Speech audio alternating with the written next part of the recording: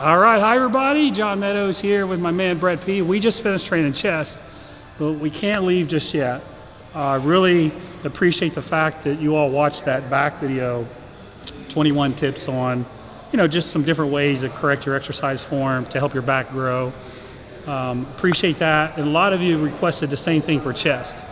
So before Brett and I get out of here today, we thought, hey, let's see if we can figure out 21 things that you could do for your chest to help. Maybe your chest isn't growing. So the theme I had the back video was really just take basic exercises, nothing real fancy, and try to work on your form. We're going to do the same with chest. So I'm just going to cover different kinds of barbell presses, dumbbell presses, dips, things like that that are real basic that most of you can do. So we're going to start here on the bench press. So what are some things that you might be doing that would really keep your chest from growing? There's a lot of things that jump to mind for me. So there'll be a lot of corrections on this. So let me start with, I call it spoon chest, inverted spoon chest. So you know how you're supposed to keep your chest elevated, right? And what happens is you'll see people pressing, particularly when they get fatigued, they'll start doing this. Their chest will just cave in. Now what happens when you do that is a lot of stress will go to your AC joint. A lot of people get injuries in their AC joint because they're pressing like so. So let me show you what I mean by that. So instead of having your chest like this, you'll see people caving in. Like, I can't even do this, but people will come up and their chest is all caved in like that instead of being like this. This is how you want your chest right here. But they'll hunch down like that. And again, when they do that, you're taking stress off your pecs and you're putting it on your AC joint. The other thing that I know many of you have seen over the years, it's the bounce presses. So people are using so much momentum, there's really not a lot of pec engagement. So you'll see people, just bouncing the bar. It's going to be hard for you to maximize chest development when you're just using momentum and bouncing the bar. The third thing that comes to mind is your elbow angle. You know how on the back video I was talking about so much of your back work is dictated by you thinking about driving your elbows? So when your chest, I actually see people instructing others to do this, to flare their elbows out like that. Now there's a couple reasons why I don't like that. Number one, it puts a lot of stress right here on this connective tissue, which obviously is what can tear, and you can have a pec tear. You can have an injury there. So I see people with their elbows flared out like that, and it just puts so much pressure right here. There's really no pressure on the rest of your pec. Creates injuries. Everything it does, it's really hard on your rotator cuff to do that. So what I'd rather see you do is drop your elbows down. I don't mean in like a tricep press. So instead of going here or here, you're somewhere in between. So let me show you what I mean. So I don't like this out here, and I'm not saying to bench like that. What I'm saying to do is kind of drop your elbows down in between. So instead of here, just drop them down right there.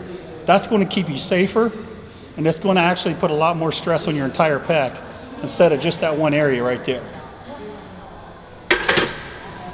All right, another one I see. Bodybuilders like to incorporate powerlifting into their routines. Number one, I think that's excellent, but the form on certain exercises should be modified for a bodybuilder.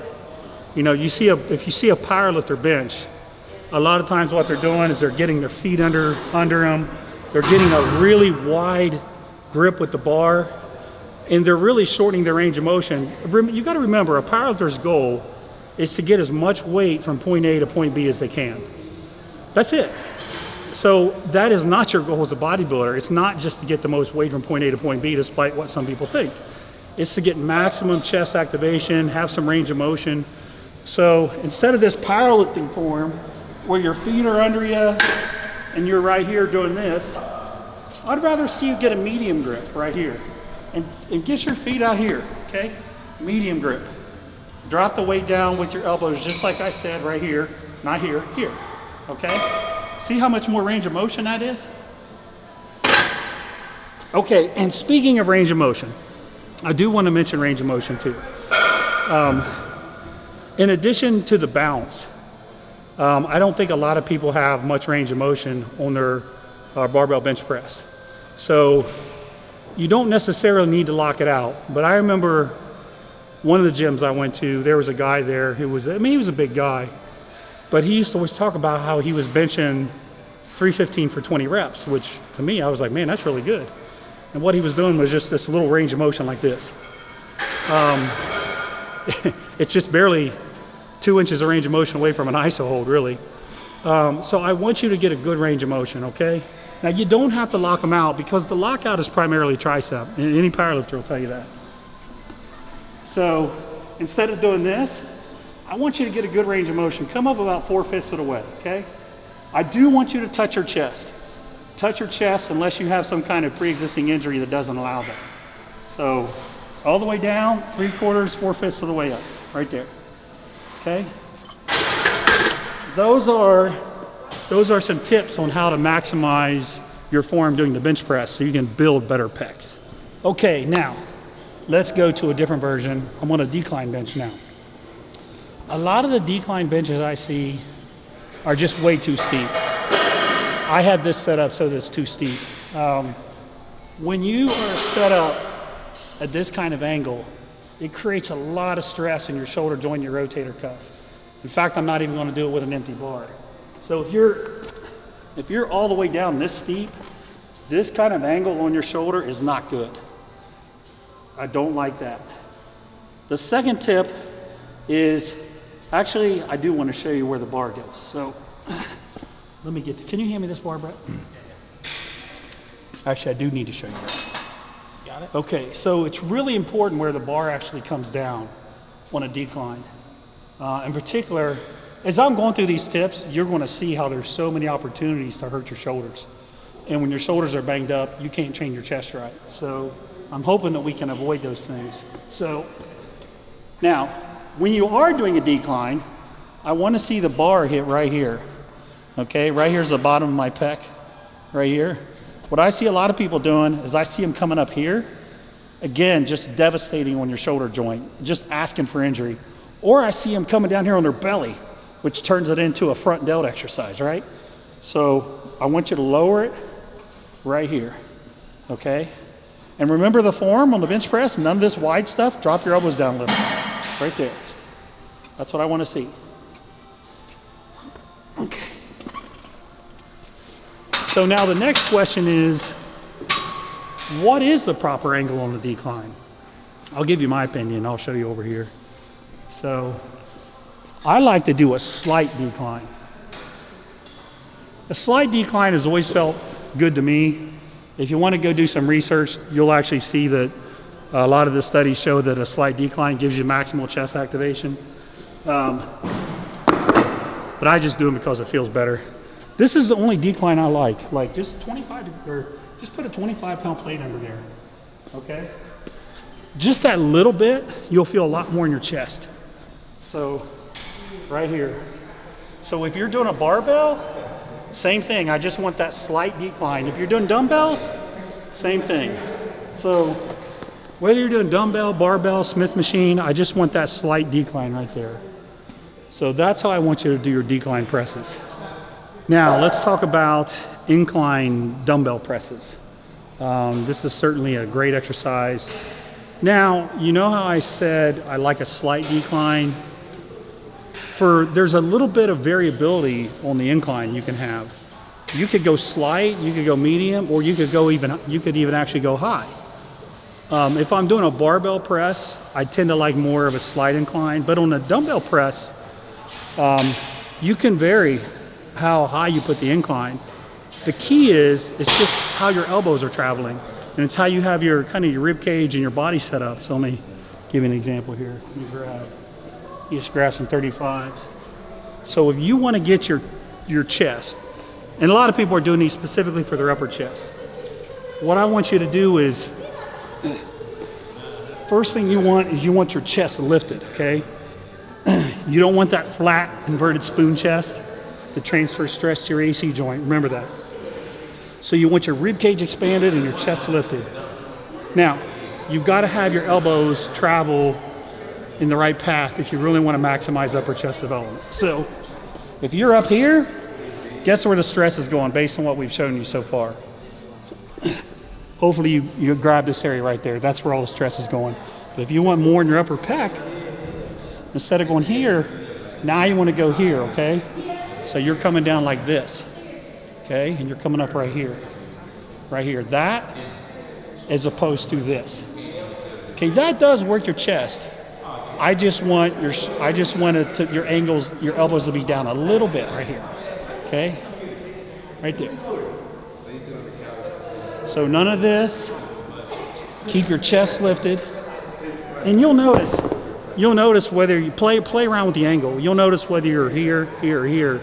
You can still basically get a lot of that same motion by the way your elbows are traveling. And theoretically, on any movement for chest, having the elbow path go like that's going to get you a little more upper chest. So on the incline dumbbell presses, I think that probably the things I see people mess up the most is probably their elbow angle, if they're really focused on upper chest. And the other thing is just, again, that caving in thing. That caving in thing is not good. Good way to hurt yourself.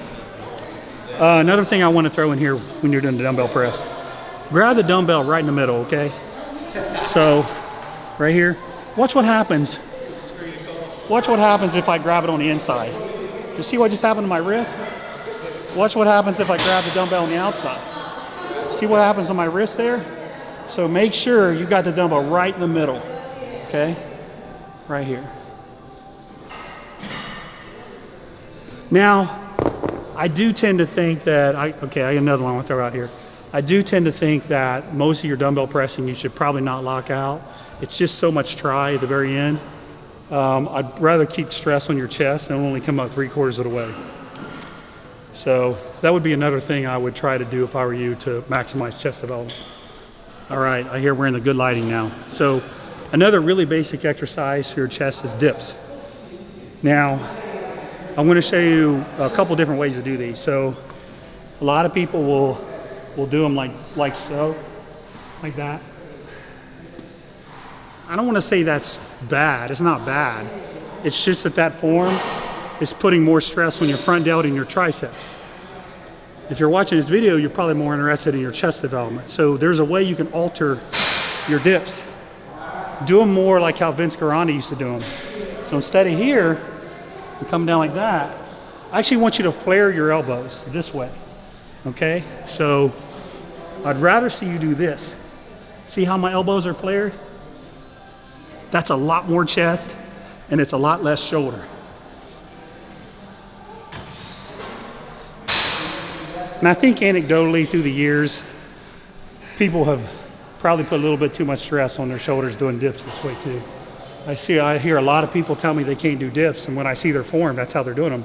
As soon as we switch their form, they're like, oh, that's not so bad. So that's a way you can really improve your chest recruitment doing dips. Another thing on these dips is where your feet are going. And this is another Vince Guarani thing from back in the old days. Vince used to have people put their feet out in front. I personally like that a lot. I feel like it's putting more stress on your chest too. I feel like if your feet are behind you, it's tilting you forward, but if your feet are out in front of you,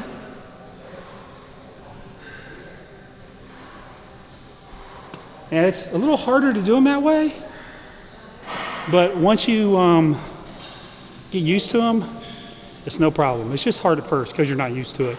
Your body might want to tilt forward if you've been doing them that way. So elbows flaring, feet out in front, okay?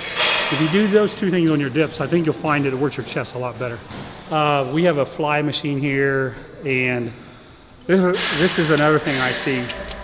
So when you're doing a machine fly, you want to be slight bend in your elbows and pulling your hands together and flexing your pecs. What I see on this, and also cable crossovers, you see this a lot. I call it the butterfly form. I see people doing them like this. So let me show you what I mean. So instead of going like this, which is a ton of chest, I see them doing this. They're coming up like that. And now guess where a lot of the stress went? Right here. That's not a good thing. And I can feel this a little bit in my outer pecs, but This contraction compared to this is two different things. And again, I really see that a lot on cable crossovers. So make sure when you're doing a fly, you're not like this, okay? Get your arms out, slide bend in your elbows, and pull your arms across. That's what part of what your pecs do is they do this. This right here, I don't like, okay? So make sure you do your machine flies with that technique. You want your hands lined up right outside your body. I don't want to see you here, and I don't want to see you here. So make sure your seat height is right. So right here, so you can pull right across, as opposed to down here or up here, okay? Those actually will almost, they don't force you, but makes it much more likely you're going to get that butterfly technique. The other thing, it's just like the bench presses.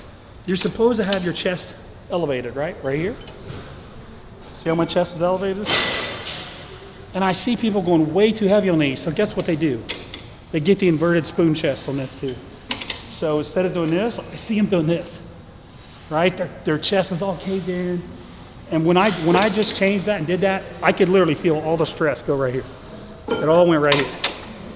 Try that. Do it with good form, and then try it where you're all hunched over. No hunching, no inverted spoon chest, all right? So there's 3 things there. Okay, now I know some of you maybe don't have training partners, so you rely on the Smith machine, so I do want to throw a couple things in here. The Smith machine can be a fantastic chest builder, but it can also correct your shoulders.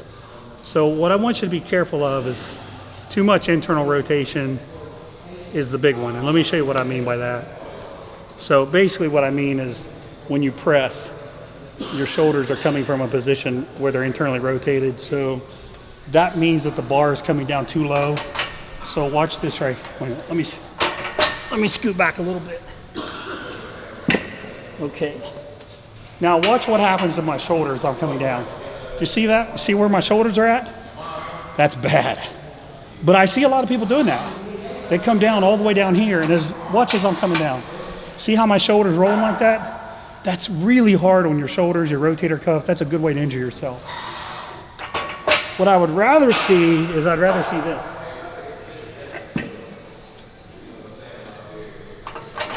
I'd rather you come down right here. Now you don't need to come down all the way. In fact, coming down all the way will also put a lot of stress on your rotator cuff. So about right here. I'm in a real powerful position. I want you to look at how my elbows are lined up. They're not this way. They're not this way. They're in a very strong position right here. This is awesome for your chest. Very good. So that's the main thing, is don't come down like this. And it also applies in terms of external rotation. So you don't want to come down too high over your head so you're externally rotated. But I don't really see people do that. The main thing I see people doing incorrectly here is they just lower the bar way too low. And then they say, well, I hurt my shoulder. The Smith machine sucks. No, the Smith machine doesn't suck. Your form sucked. That's how you got hurt. So I did want to show you that because, again, I know a lot of you train by yourself and you probably use the Smith machine. Now, let's say you're on the incline barbell bench. The other thing, those rules all apply on that too, but I don't think you're as likely to do that rotation on the internal rotation on the incline bench, or you just drop the bar. It wouldn't feel good. But the range of motion part is very important. If you notice, when we did the bench presses, I said make sure you take the bar all the way down, touch your chest. I don't like to do that on incline presses. I like to bring it down to like right here. I feel like down here, now you're creating some stress that may not be healthy for you. So when I'm doing the incline barbell presses, you'll notice I keep the reps about 1 inch or 2 above my chest. Now I will tell you that I used to have banged up shoulders all the time. And one of the things that allowed my shoulders to feel better was when I just quit taking it down all the way and I would stop 1 inch or 2 away from my chest. My chest actually started growing more. So, you know, a lot of times I get people that make fun of my range of motion on inclines, but for me it was really good. It saved my shoulders and my chest got bigger and thicker and I felt better. So when you're on the incline barbell or even on the Smith machine, you don't need to come down all the way. I would cut them an inch or two short just for your shoulder health. Okay, another thing that applies to any kind of barbell bench, incline bench, even dumbbells, shoulder packing. So many of us, myself included, were always taught to get your shoulders down and back as low as you can go. So down, get them as down as far as you can go. Pack those shoulders down like that, okay? That's what we were taught. Now, what's happened is a lot of people have developed shoulder problems through the years from that technique. And I gotta give credit to Chasm at N1. He's been kind of the guy who's been trying to teach everybody to not do that. So credit to him, this wasn't my idea. But when you're packed down like that, your scapula, you have the rotation of your scapula is not what it should be. We could do an entire video on that. Long story short is you're not even getting maximal pec contractions. Your back packed down so much, you can't even, your shoulders, your humerus isn't even moving forward a whole lot. So what I would say is, don't worry about getting your shoulders packed down so much. Just stay tight and just get a nice little static arch. Okay, so little static arch right there, and just stay tight right there. Now when I come up, I'm getting a good pec activation right there, as opposed to this, where I'm not getting the pec activation. And more importantly, in the long term, I think your shoulders are going to be healthier if you let everything move. Just don't overdo it and get into the inverted spoon chest technique where you're caving in. Because now I see people taking Chasm's advice and they're saying, no, you want your humerus to roll forward for a full pec contraction. Like, look, let's not get crazy here. If you cave your chest in and do that, that's not good either. You want to be right in between. So for shoulder health, and again, so much of what we talked about today is revolving around keeping your shoulders healthy and not moving them in such a way where the stress is coming off your pecs and into your rotator cuff excessively. That is one of the bigger things with chest development. And the shoulder joint itself is very complex. I mean, it's not just a straight hinge joint. It moves all around. So you got to be careful with your shoulders. Anyway, so no shoulder packing. Just stay tight, get a little bit of a static arch, keep your sternum elevated, and you're in good position, okay? All right, so there are a couple other things I want to throw out. One of them is intensity. So there's a lot of debate on volume and intensity out there, and you know, how hard should you go? Should you go to failure? Should you always have reps in reserve? I know where I stand on it. I feel like people don't necessarily push hard enough. I feel like I'd rather see somebody go to failure, but you have to be judicious about it. I don't believe you should go to failure on every set. So if you're doing, let's say, 4 exercises for chest and you're doing, say, 3 to 4 sets, I don't think you can truly go to failure 12 to 16 times. I mean, you probably could, and if you're really advanced, maybe you could, but even then, man, I personally couldn't do 16 sets to failure for chest. So what I like to see people do is work up to 1 or 2 sets per exercise where they go to complete failure. Now, going to failure with dumbbells versus barbells versus a machine is where you have to be smart, and you're not going to learn this in a book. You learn this sometimes the hard way, like me, through experience. So going to failure with a barbell is very dangerous. So if you're going down, you're repping on the bench, and then you're just stuck and you're getting ugly form, you're asking for an injury. You're asking for it. So when something like a barbell incline, flat, or decline, once someone does the last rep they can do with perfect form, I have them rack it. Don't keep trying until somebody has to pick the bar up off of you, okay? Now, let's talk about a machine. Like, let's say the fly machine. You know, Brett and I did use the fly machine a lot. You go to failure, then what happens if you have your partner help you? You get a few more force reps, then maybe do an iso hold. You're in a position of safety, so now you can really tax the muscle. And what you'll see with a lot of my programs is with the barbell stuff, I won't take you past failure. Just get as many clean reps as you can, rack it. But then as we get through the other exercises that are a little safer, now not only go to failure, we go beyond failure. We want pain. We want you to work through pain, good pain, burning. When the burning starts, your set starts. So, and dumbbells. So you go up, you go to failure, then maybe you can do even a couple partials. Again, you're not in a position where you're going to kill your connective tissue.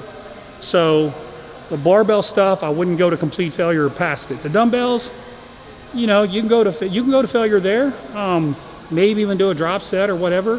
If you don't like machines, now you're in a position where you can really go well beyond failure. So I think that using those intensity techniques intelligently is a very good move.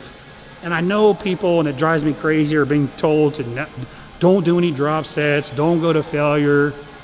It's just laziness. It's just laziness. I can tell you that doing a little bit of that stuff goes a long way.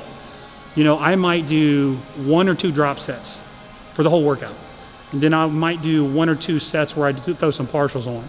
So I'm not advocating doing that on every set, but I think it's important that your intensity is high enough, or no matter how good your form is, you're never going to really push yourself to grow. The other thing I want to mention is exercise sequencing. This is another thing you don't really learn in books. Another thing I learned the hard way. I used to always come into the gym, I used to bench press first. Even though my form was pretty good, other than the shoulder packing I used to do, injuries all the time. So what I did was I started putting my barbell pressing second, sometimes even third. And I noticed that when I got to the exercise, it felt better. My joints didn't hurt. I got more out of the exercise in terms of growth and development.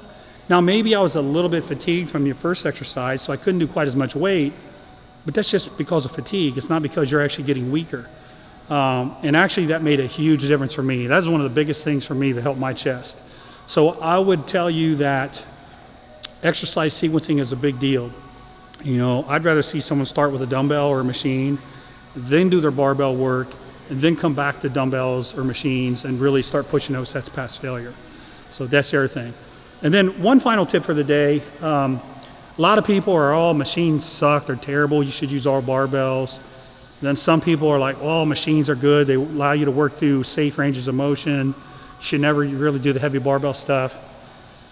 You know, the answer is probably somewhere in the middle. I can't imagine not doing any barbell stuff. A low incline barbell bench is my favorite exercise for chest. And then my second favorite exercise is probably a slight decline dumbbell bench.